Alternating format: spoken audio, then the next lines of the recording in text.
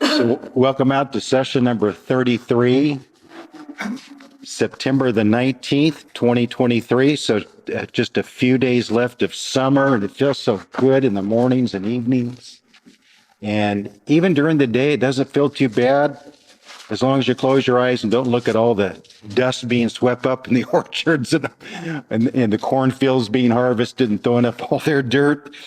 So we like this time of year as the temperature starts dropping, but I think September and October might be the dirtiest air months, even though we love the rest of those those connected to those months. So we're going to close out the book of Matthew in tonight and next session. And I gave you two handouts, and we're going to go through some of that tonight and the rest the next session. The verse that we're going to read to start is the last verse in Matthew that we'll deal with on the end times. And it's a real interesting one in Matthew 26. Jesus is facing the Sanhedrin Council just before his death, and they keep trying to get him to answer in such a way that he can be rightly accused. They're desperately trying not to break as many laws as possible. They're already breaking some laws. But, you know, they have to salve their conscience to try to get him to incriminate himself. And so they ask him questions, and they try to find witnesses, and they finally had to pay witnesses because no two witnesses would agree. It's like these are supposed to be the smartest guys in the nation. And then they have this like kangaroo court. They can't get the witnesses to agree. They're all confused. And you think, they're not maybe as smart as they think they are. So it's on the verge of like falling apart. And Jesus rescues them. And I don't know if you kind of see it this way, but the high priest asked him directly in verse 63, after Jesus had been silent all this time, the high priest answered and said to him, I put you under oath by the living God. You're like, oh, Mr. Righteous. Tell us if you are the Christ, the Son of God. And Jesus bails him out. He said, it is as you said. Yes, I am. That's what they were looking for all along. Just a direct statement that they could accuse him. And but then he goes on to say, nevertheless, I say to you, hereafter you will see the Son of Man sitting at the right hand of the power and coming on the clouds of heaven. Well, that's all they needed, because when Jesus said that, sitting at the right hand, coming on the clouds of heaven, if you look at this sheet where I have the clouds, thief, and trumpets in three different columns, we're not going to get to this tonight, but if you go down about halfway down the column on clouds, it's Daniel 7, 13, and 14. Jesus is basically quoting that. And so all the Jews knew that that figure in Daniel 7, 13, and 14, where he's at the right hand of the Father, so it's the Messiah, and then he's coming on the clouds of heaven. So clearly, all the Jews looked at that as one of the primary prophecies of the coming of their Messiah. And so when Jesus basically said, you know, over there in Daniel 7, 13 and 14, that's me. You're looking at it. They just went crazy, frothing at the mouth. You know, later we'll find they began to spit on him. They began to slap him. They did all sorts of horrible things to him because he equated himself with that Son of Man figure in Daniel 7, 13 and 14. They knew exactly what he meant when he said this. And so they just went berserk. High priest tore his clothes, you know, all dramatic.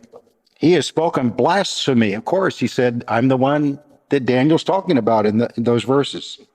So that's going to be our last verse, but that's all I'm going to say on the cloud coming. tonight. We'll deal with that in the thief aspect next session. But I wanted to start with deal with the trumpets tonight. And the reason I wanted to deal with the trumpets, and you notice how I have this laid out? The first verse in each column is from Matthew. Because as we went through Matthew, we really didn't deal with the thief aspect in Matthew 24, 43, and 44. We really didn't deal with the trumpet aspect in Matthew 24, 29 to 31. And tonight I read the cloud aspect in 26, 64. So to close out Matthew, we're going to look at these three verses in Matthew and then broaden it to the other verses throughout the Bible that deal with each. This is one of my favorite parts of the end times and the return of Christ, are these three descriptive terms. He's coming in the clouds, he's coming as a thief, and he's coming with trumpets. It really nails down some very important things about the return of Christ. And another thing it does, if you look at these three columns just in general, many of the verses are from the Old Testament. So it's a real simple way to lay out the verses dealing with each of these three aspects to show that the New Testament writers, I say this so often, I feel like a stuck phonograph, the New Testament writers were simply borrowing language from the Old Testament prophets.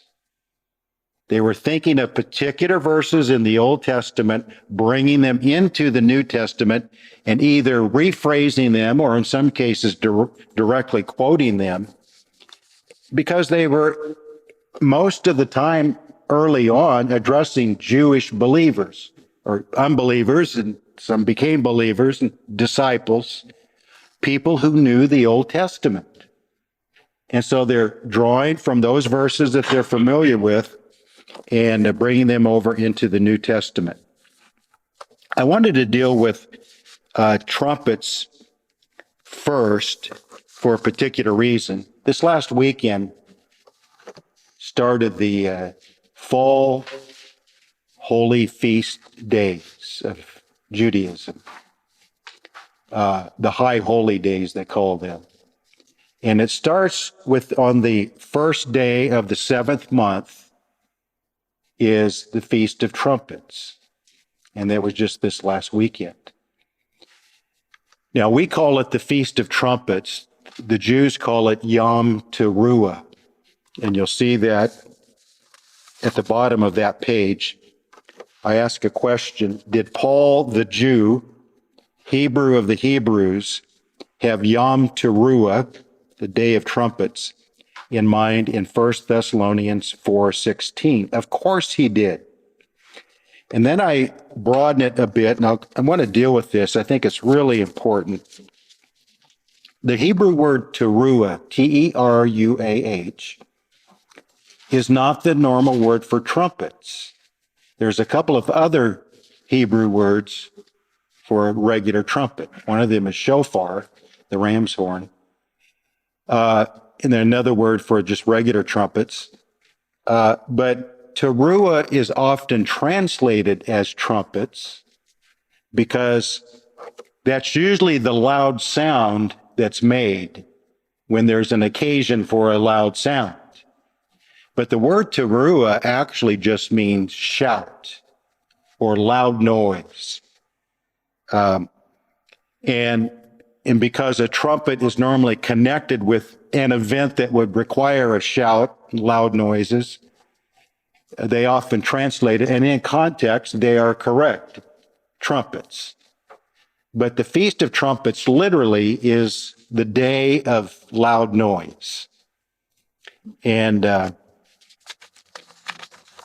Paul the Jew, very versed in the Old Testament, when he wrote 1 Thessalonians 4:16, and we'll be coming back to that in a minute, but I have it written over here. For the Lord himself will descend from heaven with a shout, with the voice of an archangel, with the trumpet of God.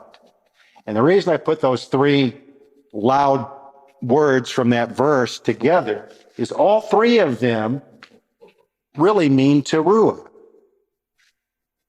You know, people look at that verse, 1 Thessalonians 4:16, and they think, okay, here's the Lord shouting, here's the angel's voice, over here's the trumpet, and they're trying to like figure out each of these three parts of that verse, not understanding what you kind of pick up on fairly easily if you read the writings of Paul quite a bit.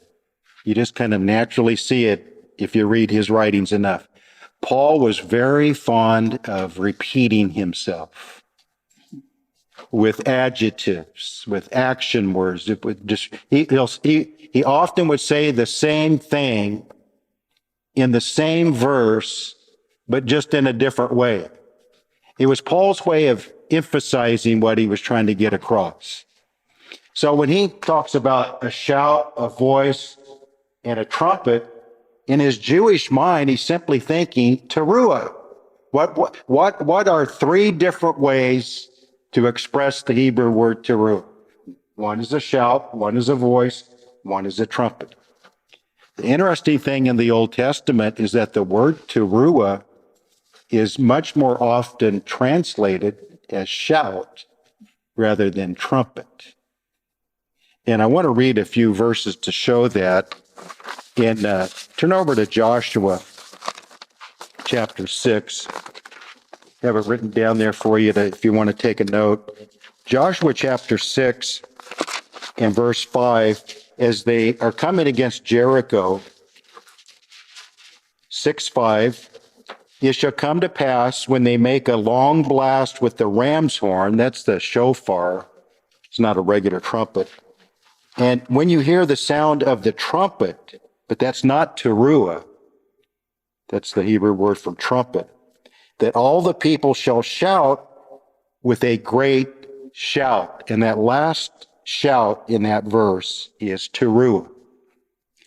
And you'll find, as it's used throughout the Old Testament of people shouting, it's often connected with the descriptive word great. So it's trying to emphasize it's a really loud shout. But it is connected with the trumpet blowing. So there's a shout and a trumpet in the same verse. Okay, let's look at 1 Thessalonians 4:16 again. There's a shout and a trumpet in the same verse. Paul's just trying to do what the Lord's telling them to do at Jericho.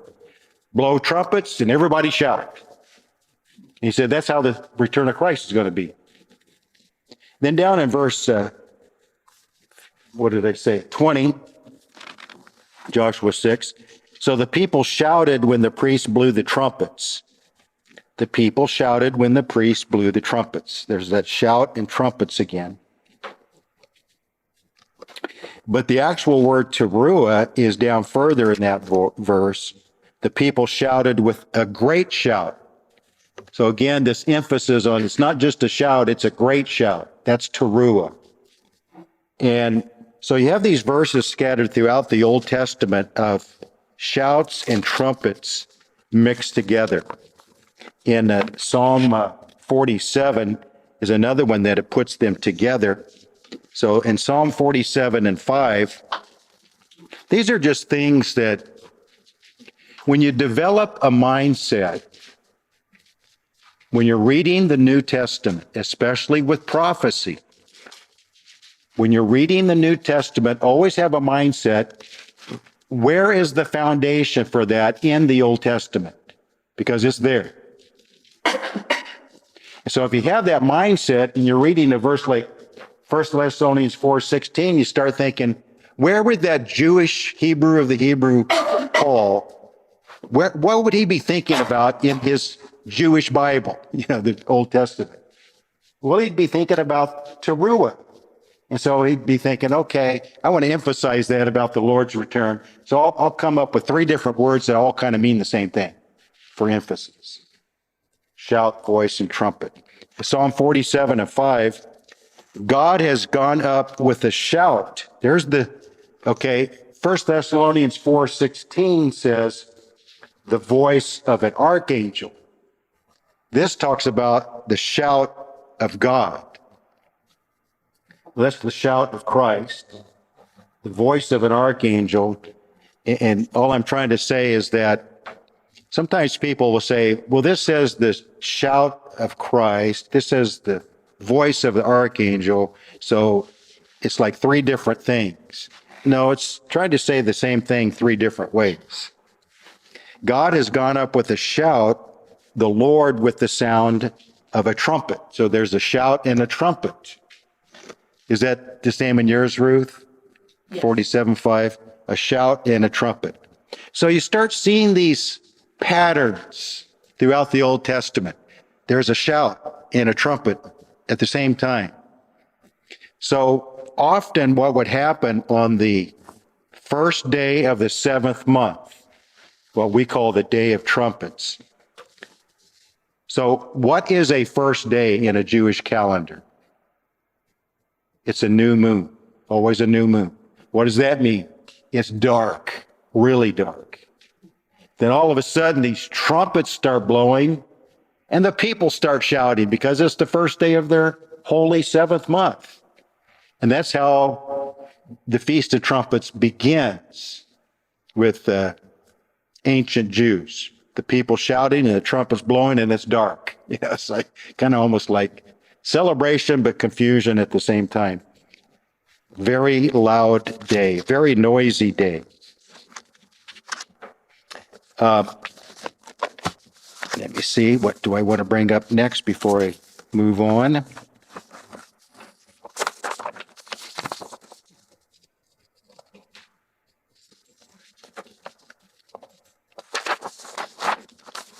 I might say about Joshua and Jericho. On the seventh day, 7 priests with 7 trumpets blew 7 times. God defeated their enemy and gave God's people the victory at the sounding of 7 trumpets by 7 priests after walking around 7 times. Is that like theme familiar in the New Testament? Like a series of 7 trumpets, and once the 7 trumpets blow, God defeats the enemies and gives victory to his people. So pick up that story of Jericho and all those 7s, take it over into Revelation 11 at the sounding of the 7th trumpet.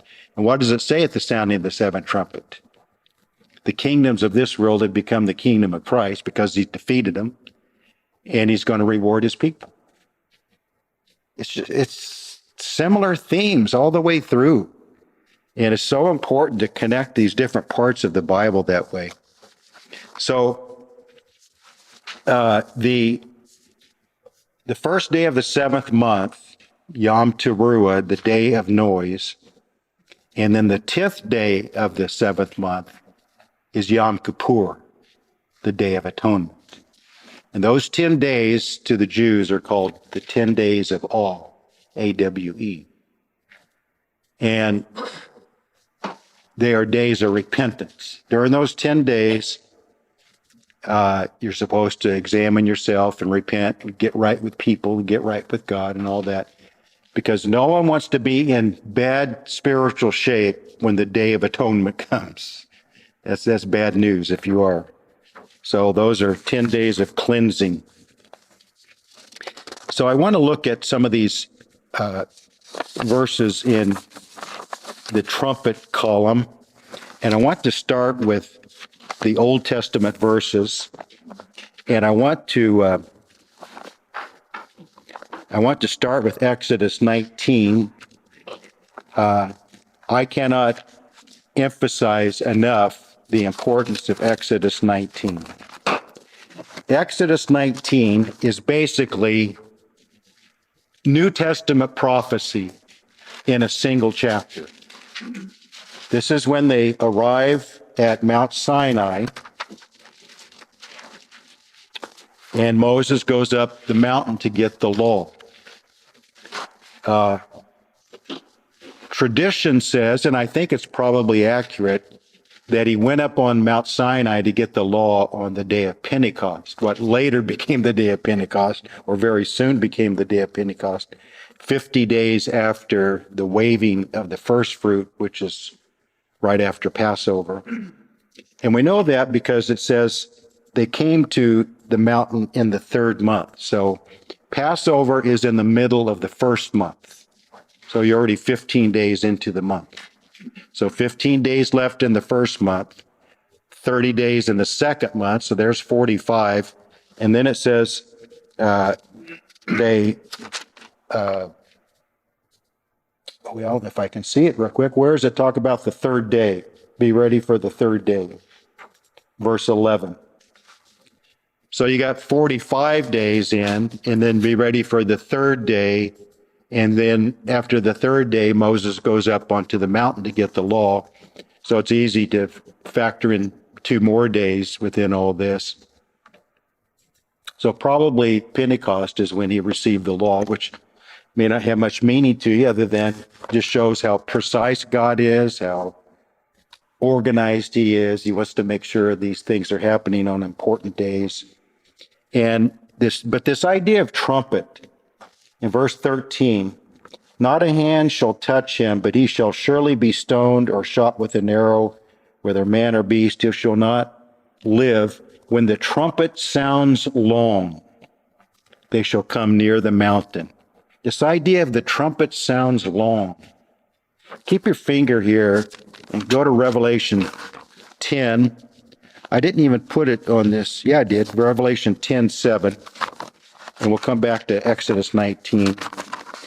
But the wording of Exodus, I think, is borrowed by John in Revelation 10 in verse 7. The other 6 trumpets, it just says the angel sounded. But in the 7th trumpet, it extends it to more than just a short, quick, immediate blast, and then it's over with. It talks about in the days of the sounding of the 7th trumpet. We could almost say it's Exodus 19 when the trumpet sounds long. In other words, it's an extended blast that evidently lasts for days, weeks, months. We don't know for sure, but I think what he's trying to say is there are a number of events that can happen connected to the sounding of the 7th trumpet. It's not just like within an hour, everything at the 7th trumpet happens. There's a number of events taking place. And I take this to mean that that 7th trumpet is sounding for that whole period of whatever days means in this verse. Whatever period of time it is talking about, that angel is sounding the 7th trumpet. So go back to Exodus 19:13, when the trumpet sounds long. And then in verse 16, came to pass on the 3rd day in the morning that there were thunderings and lightnings and a thick cloud on the mountain, and the sound of a trumpet was very loud. So it's very loud and very long.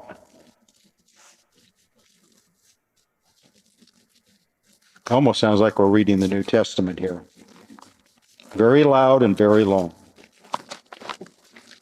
And then verse 19, when the blast of the trumpet sounded long and became louder and louder, as if it's not loud enough. In verse 16, very loud. He wants to emphasize it in verse 19. It became louder and louder. So it's long and very loud. And by the way, back in verse 16, the sounding of a very loud and a very long trumpet is connected with thunderings and lightnings and clouds and all kinds of cosmic signs and dramatic effects. Does that sound like verses in the New Testament? It talks about lightnings and earthquakes and thunders and hail and smoke. And it's kind of like whatever was happening on Mount Sinai when Moses went up is a picture of what's happening at the sounding of that loud and long trumpet when Jesus comes back. Exodus 19 is a very prophetic chapter. Then chapter 20 of Exodus, verse 18. Now all the people witnessed the thunderings, the lightning flashes, the sound of the trumpet. I mean, that's just like, okay, Apostle John, lift this verse up, set it over in the book of Revelation, and maybe add a few more words to it, and it's Exodus 20:18. The mountain was smoking, and when the people saw it, they trembled and stood afar off. Do you notice verses in Revelation that describes the same kind of events and people's reaction of fear, drawing back, being afraid of what's taking place? So, similar language. The primary verse that the New Testament writers draw from, I think, is Isaiah 27:13. So let's look at that. Isaiah 27:13.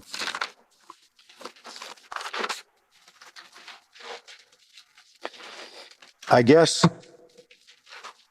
you almost have to be what they call a Bible nerd to really like enjoy digging all these little pieces of the puzzle out, trying to put them together. These are reasons I understand why casual church members will say, it's too complicated. You got to read too many places in the Bible. You got to try to connect too many different things. So that's why most people say, I don't care when it is. I don't care about the details, just as long as I'm ready. That's kind of like you don't know the day or the hour is the first thing they say. And the second thing they say is just be ready, which is not wrong, but this stuff is in the Bible. It's there for us to put together. It's there for us to try to connect the dots. And I think the Lord wants us to. Isaiah 27:13 is, I think, the primary verse the New Testament writers would think of. So it shall be in that day, the great trumpet will be blown. Well, we're going to read in Matthew 24. Jesus quotes this. He says, the great sound of a trumpet. The great trumpet will be blown. I mean, same thing. He's just rephrasing it a little bit, but he's quoting Isaiah. And then it talks about what's going to happen at that point. But this great trumpet being blown in the day of the Lord. That day is the day of the Lord. And then Joel, there's a couple in Joel, if you want to turn over there. And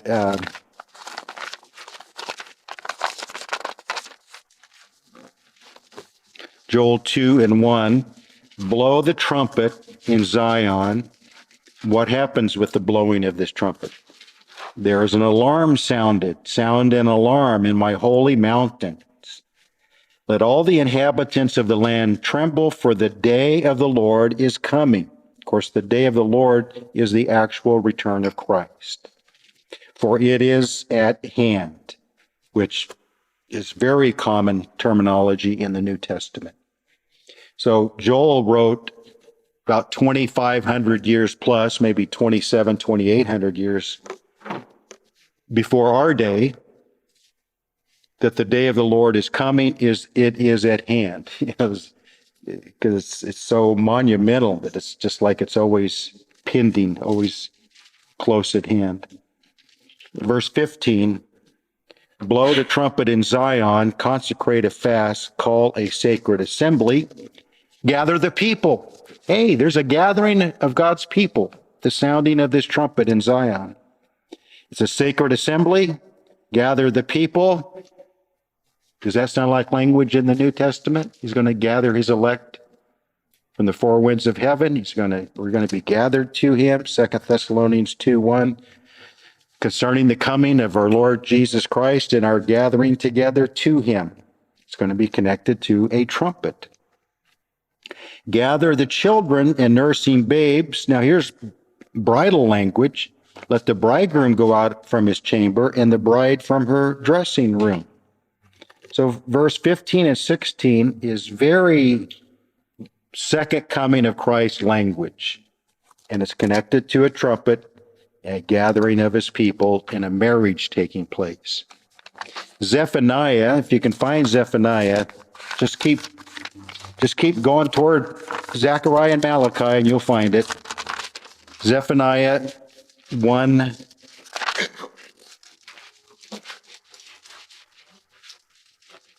verse 14 through 16. The great day of the Lord is near, so that's how we know it's the return of Christ. It is near, hastens quickly. The noise of the day of the Lord is bitter. There's that noisy part again, that teruah part. There the mighty man shall cry out. That day is a day of wrath, a day of trouble and distress. Of course, called the Great Tribulation. A day of devastation and desolation. A day of darkness and gloominess. A day of clouds and thick darkness. There's that language of distress in the atmosphere and in the sky. Day of clouds and thick darkness. A day of trumpet and alarm against the fortified cities and the high towers.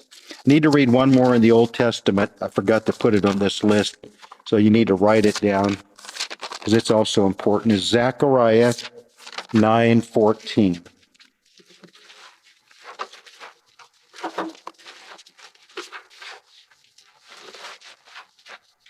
Zechariah 9:14. Then the Lord will be seen over them. His arrow will go forth like lightning. The Lord God will blow the trumpet and go with whirlwinds from the south. One reason why this verse is important, kind of what I was talking about in 1 Thessalonians 4:16. So, Revelation says the seventh angel sounded the trumpet. Well, this says God blows the trumpet. So people try to say, well, it can't be this and it can't be that because one says God, one says it's an angel. It can't be both. The Bible accommodates that kind of language all the time. If God gives the order for the angel to blow the trumpet, it's as if God's blowing the trumpet. You can't really separate them. And people try to do that, especially in a pre-tribulation rapture setting.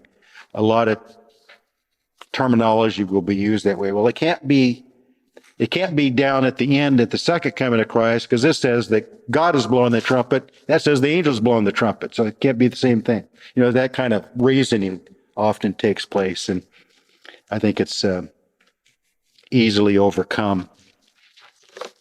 So that's the Old Testament foundation.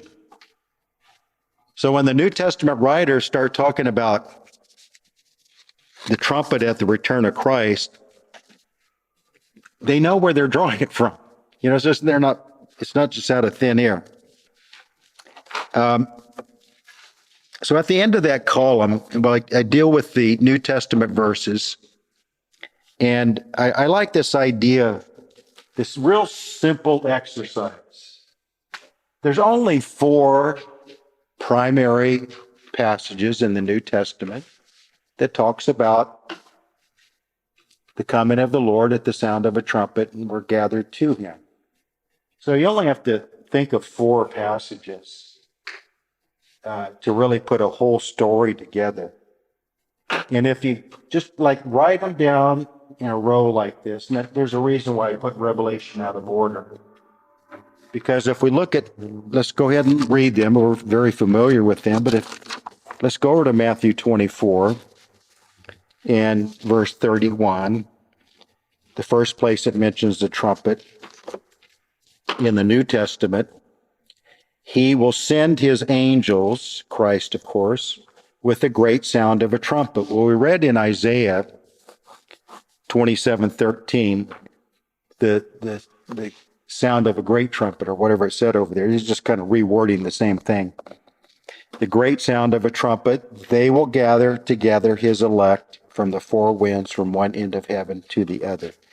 Now, when is this trumpet blown that gathers together his elect? Well, verse 29, there can be no disputing the timing of whatever this is. If you have a pre-tribulation rapture position, you'll explain this as tribulation saints or Jewish believers or somebody else is being gathered. That it's not the church saints because they were gathered 7 years earlier. And it really makes it quite confusing when you try to do all that. Who are the elect? Well, the elect is the same elect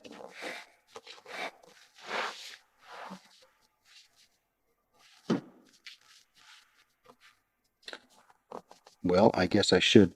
Boy, I'm breaking in a new Bible, and you think everything's in a wrong place from what you've been used to for like 30 years. Where does it say that if possible, he shall deceive the very elect?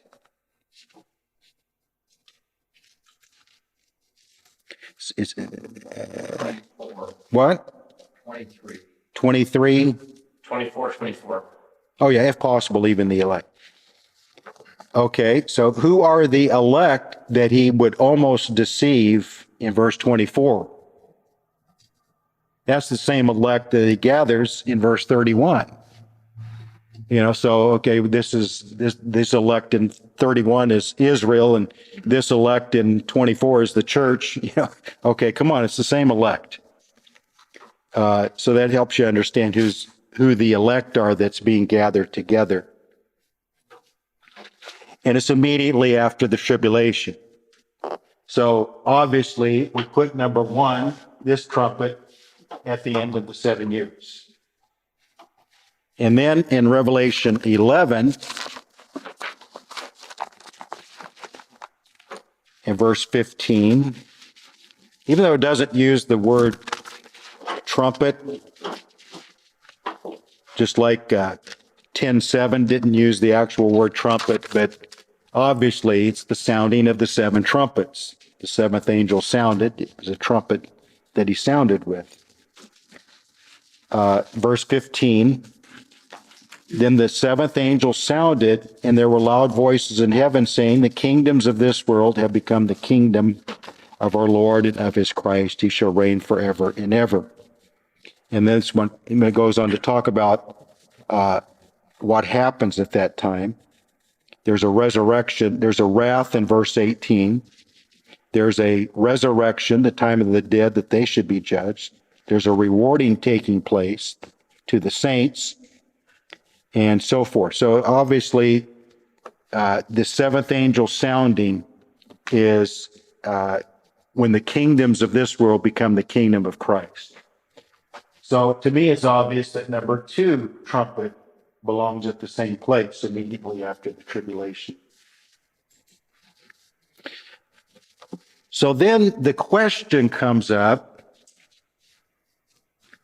This is Jesus, his trumpet. This is John, the trumpet that he talks about.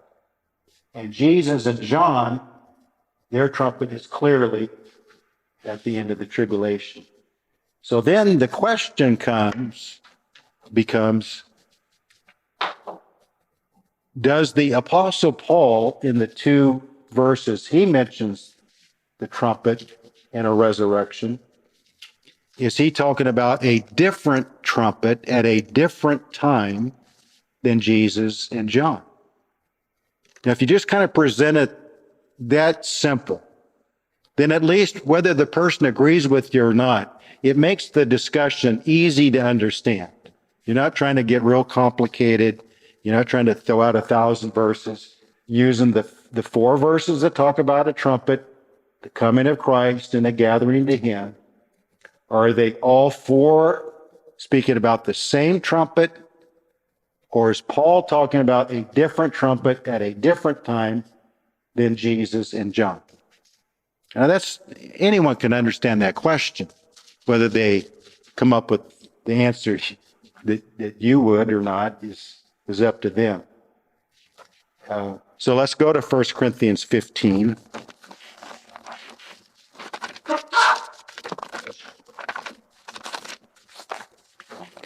And 51 and 52. 1 Corinthians 15, 51 and 52. Behold, I tell you a mystery. We shall not all sleep, but we shall all be changed.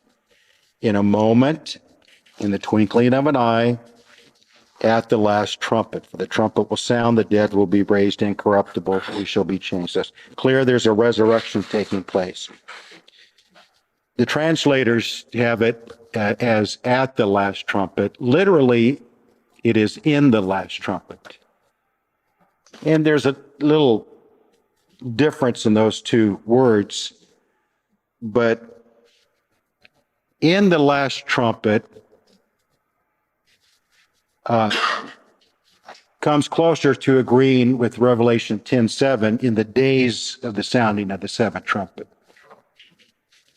So it's talking about a period of time that all of this is taking place, even though the resurrection will happen in a moment, in the twinkling of an eye. All of the events connected to it may be over a period of time. Yes, because at the same time he defeats his enemies and so on and so forth. So there's a number of events involved. So the question then becomes, Revelation had not been written yet, so Paul did not have access to John's description of the seven angels blowing the seven trumpets. I don't think that even matters. I think he already knew about it because the Lord made him aware of things like this during the 3 years in Arabia when he was taught personally by Christ. But be that as it may, Jesus had spoken about a trumpet gathering of the elect. These smartphones. At the end or after the tribulation.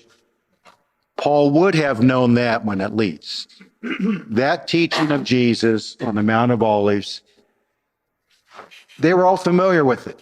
They all talked about it. They all had written about it. Whether Matthew had written his book yet or not really doesn't matter, because the teaching of Jesus on the Mount of Olives was common knowledge. Orally and in written form, whether it was in a finished book or not, really doesn't matter. They all knew what he said. They all shared what he said. The apostles that were there were sharing it with everyone. And so Paul knew about a trumpet after the tribulation and a gathering of the elect. Would he use language of a last trumpet different than the trumpet of Jesus immediately after the tribulation? Maybe put the question in another way. The language of the last trumpet demands there has to be at least one before it, doesn't there? And probably more, because if there's only two, you'd probably say first and second. You wouldn't say last, usually if there's only two. So the idea is the last of a series of trumpets. Now this is a real common verse read in the pre-tribulation rapture position. A real simple question is, if this is the last of a series of trumpets, where are the other trumpets? They're not mentioned at all in the whole Bible. And what is the purpose of a series of trumpets leading up to a last trumpet in a pre-tribulation setting? There'll be no purpose for those trumpets. But there is a series of trumpets in Revelation that ends with a seventh or last trumpet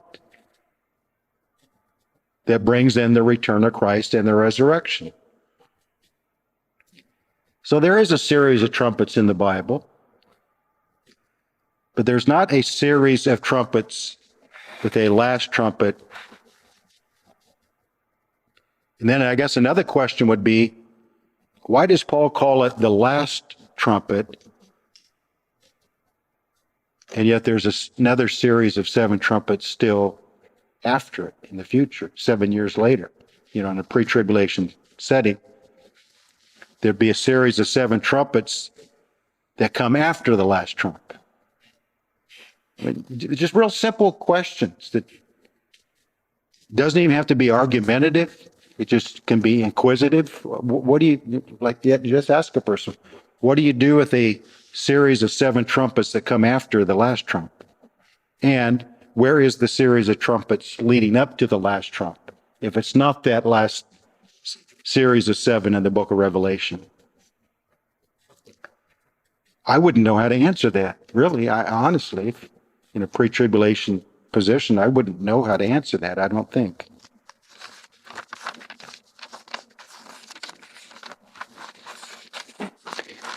One more before we look at Thessalonians. We've already dealt with it some. But that word last in 1 Corinthians 15:52, it's the word eschatos. We get eschatology, the end things. But that particular word eschatos, they chose to translate it last.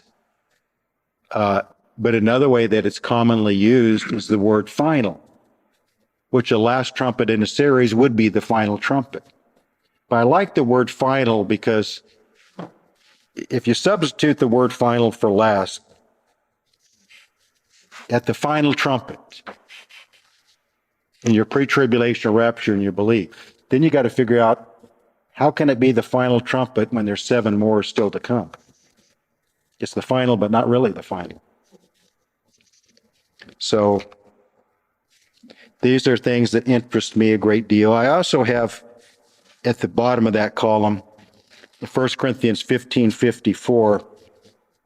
You'll read in your Bibles, death is swallowed up in victory. He's quoting Isaiah 25:8, and then you look at 25:9, and the whole context of those couple of chapters there is the salvation of Israel. Now, when is Israel saved? So, Paul quotes an Old Testament passage speaking about the salvation of Israel, which everyone agrees is when he comes back at the end of the tribulation. And notice the wording of verse 54. Then shall be brought to pass. Death is swallowed up in victory. So in other words, the events of verse 52 and 53, when do they happen? Well, he says, then it shall come to pass at that time when the resurrection happens, death is swallowed up in victory. But he's quoting a verse about the salvation of Israel that's clearly at the return of Christ at the end of the tribulation. And we'll close out in 1 Thessalonians, because I already read Revelation 11:15 to 18. 1 Thessalonians 4. So the more I meditate on 1 Thessalonians 4:13 to 18, because anyone who holds a pre-tribulation rapture position, this will all normally be the first passage they turn to. This is the go-to passage. Now, there's other single verses that are commonly used, but as far as a whole passage describing the series of events, this is it. This is the gold standard for the pre-tribulation rapture. And yet you read through it as you're sitting there reading through it, and you notice there is not a clear time factor even mentioned. So a lot of times people will read this and they'll read it through and they'll say, see, there it is. And I'm looking at it and thinking, well, it's talking about a lot of important things, but it really doesn't say when it happens. You're assuming that it must happen in a pre-tribulation rapture time frame, but it doesn't say that at all.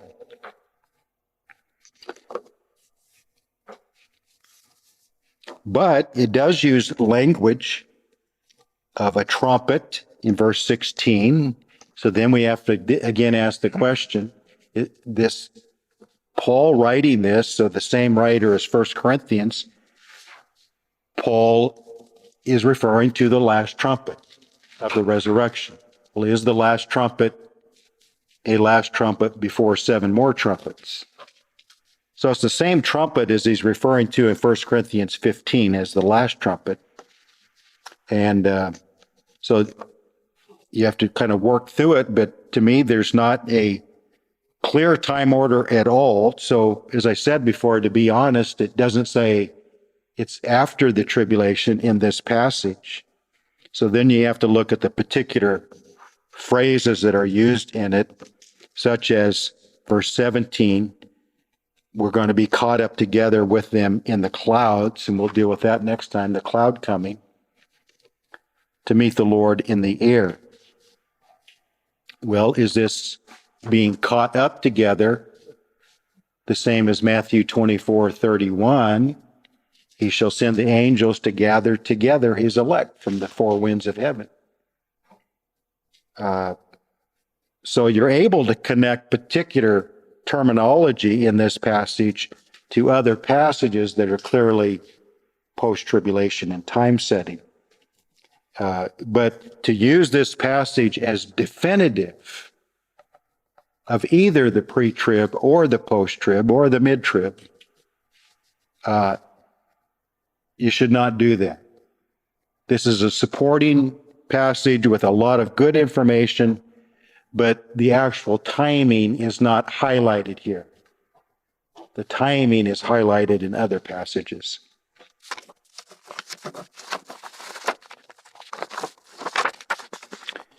Okay, let me see if I missed anything that I want to bring out tonight. I think we're just about out of time anyway. Yeah, the timing is pretty good. I think I'll go ahead and close it out, give you a little bit extra time to comment and ask questions. So let's go ahead and shut it off, Gary.